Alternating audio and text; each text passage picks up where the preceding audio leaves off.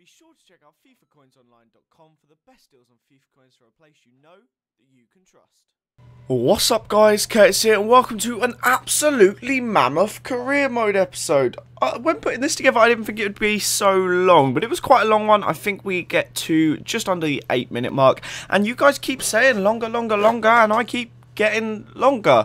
The career mode episodes, that is, though. And the previous one I think was 7 minutes. Now this one's 8 minutes. I'm going to continue to do 3 games, but whatever else happens in between it, we will include that as well. Maybe not so much in the transfer zone, but when you're having high-scoring games like we seem to be are now, then I don't really see why not. So this episode was played on professional. Again, guys, I am going to, after this episode, I think I'm going to knock it up to world class, because I said I believe that you should be playing on the difficulty rating that closely reflects how the team should be doing, and I think now I'm doing too well, because we have one result in this game that I think is just so unrealistic. Now that shouldn't happen, because I started off on world class and I was struggling to win, but I hadn't played too much career mode. I think I'm getting used to it now, and starting from next episode I'm gonna, if I remember, knock it onto world class. But nonetheless, we come up against this whole side in the cup, and I have brought out an extremely weakened squad. Almost everyone is a reserve player, maybe other than 3 at a push. The goalie as well being one of them,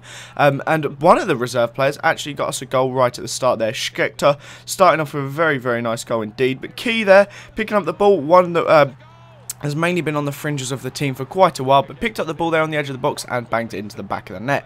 We're still using the 4-2-2 that we discovered in the previous episode, and it seems to be working nicely for us, as Ibarbo here comes up and somehow gets a penalty. It was a bit soft. It was all just a little bit of tugging and pulling, and I guess I'm quite lucky to get the penalty, but I don't know why, but I gave it to Raphael in the sticks, and he banged it away.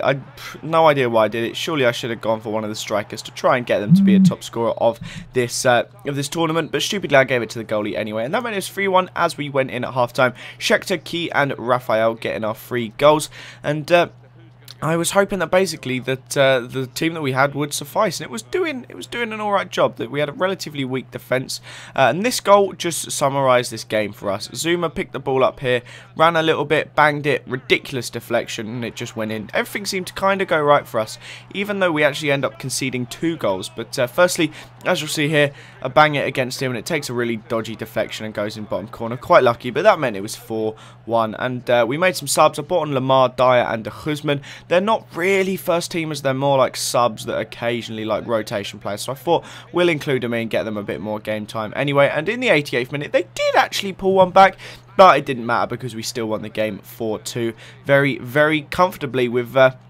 4 different scorers getting on the score sheet. It wouldn't have been so if I hadn't taken the penalty with someone else, but they only had 2 shots and both of them went in. That's just the luck of career mode, though. Almost every single shot the other team seems to have always goes in. But we come up against our next game, and it's a league game up against Manchester City. This is going to be a difficult one. Nastasic returning against his former club, but we're on inspired form at the moment. I think we're unbeaten in 6 or something along those lines. We're doing well in the league. We've won like 4 in a row in the league, which is absolutely crucial. We're sat here in our 4-2-2 formation. I'm just kind of trying to mix it up a little bit, try and get our strongest squad out there, because most of them have been rested. We've got like our strongest back four of Danilo, Nastasic, Kulka, and Shaw. Then we've got Key and Britton as the 2 DMs, Adrian and Coutinho as the 2 attacking mids, and Ibarbo and Michu as the striker. They have an interesting lineup as well. Zabaleta, Company, Lescott, Clichy, Torre, Milner, and then Nasri Kolarov, which is playing left attacking mid, interesting, and then Amanidze. I've never heard of that bloke before, and he was playing cam for them, so I don't know if he's a youth player, I don't know if he's someone they brought in, but he in fact set up this incredible ball through to Tevez, which I don't know how wasn't offside, and a lovely goal. I've got to give it to them. I slid in there and he very calmly just took it around my goalie and just banged it into the back of the net from a lovely original through ball. It was actually 1-0 as we went in at half time. I was really being dominated. I was struggling to get the ball. They had a lot more of the play, and I was just mainly chasing shadows. But just as we went into the second half, a lovely little bit of passing play there. Managed to get Ibarbo through and score us the equaliser to make it 1-1. And we made 2 subs later on, bringing on Dyer and De Guzman. Kind of going a bit more attacking. I did want to try and have as much up there as possible. And then in the dying embers, the 86th minute, some amazing play here. Adrian cutting inside, playing a beautiful pass to Ibarbo, and then one touch and a lovely lovely, lovely finesse. I really enjoyed that goal. So simple, but so effective and so nice. And that meant the game ended at 2-1. We got the win, 2 Barbo goals. I don't really know how we won it, but we won it. I think I'll show the match stats in a second. Relatively one-sided. I had a lot more shots, but the possession, I seemed to just be chasing their shadows for the entire time, and we didn't actually have a shot on target in the box. It was more just hit and hope. But as you can see here, some of our players are making a bit of improvement. A few players are +3, Key is a +2, which is quite nice considering I think he's like 24. A few players are doing quite well. The loanies are doing alright, but we've come up against our last game in this episode now, up against Southampton, and this will probably be the last game for now on professional. And we make a few changes. I wanted to bring a bit more pace into the squad. We brought Pablo Hernandez in to go attacking mid instead of Coutinho. We've gone for the back four of Danilo, Zuma and Kulka and Shaw. So we brought in Zuma over Nastasic. We put De Guzman where Britain's been playing because Britain seemed a bit tired, and then we just went for Michu and Ibarbo because it seemed to be working relatively well with them. But just a couple minutes in, Ibarbo tries to whip it across, gets a corner from it, and Key steps up to take the corner. It's usually Britain, but a lovely corner there from Key onto the head of Ibarbo, and it actually drops in the bottom corner. Used to be the case where we'd wait until like the 88th minute to get a goal, but now we're getting them nice and early. 4th minute there, we took the lead. Then on the stroke of half-time, they got themselves a free kick, which Gaston Ramirez banged into the box, but we cleared away. Ibarbo picked it up, and they got it back. It was like back and forth, back and forth, back and forth. We then got it back again. Key was running down the wing, running. No one was coming towards him. So much space, so much time, just nice and easy for him. He then played it into Pablo Hernandez, who absolutely banged it. And that was going to drop to Michu, but not quite. I was hoping like that great sort of counter-attack from there.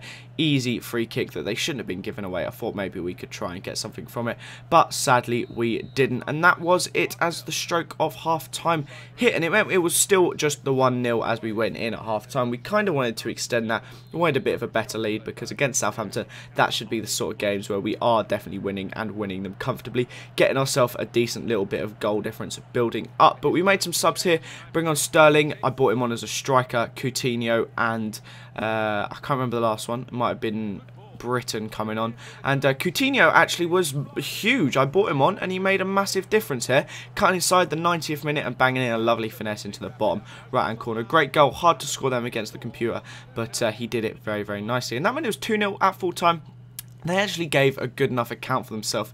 A few shots on target and a few shots as well, which sadly for them, they didn't score. But that was it for the end of this episode now, guys. We got Chelsea up in our next game. We are up to 6th, just 2 points off of 3rd, which is not bad at all. Thank you very much for watching this video, guys. Leave a like if you enjoyed it. Please continue your immense support. It's been absolutely incredible. Thanks again for watching, guys, and I will see you next time. Bye-bye.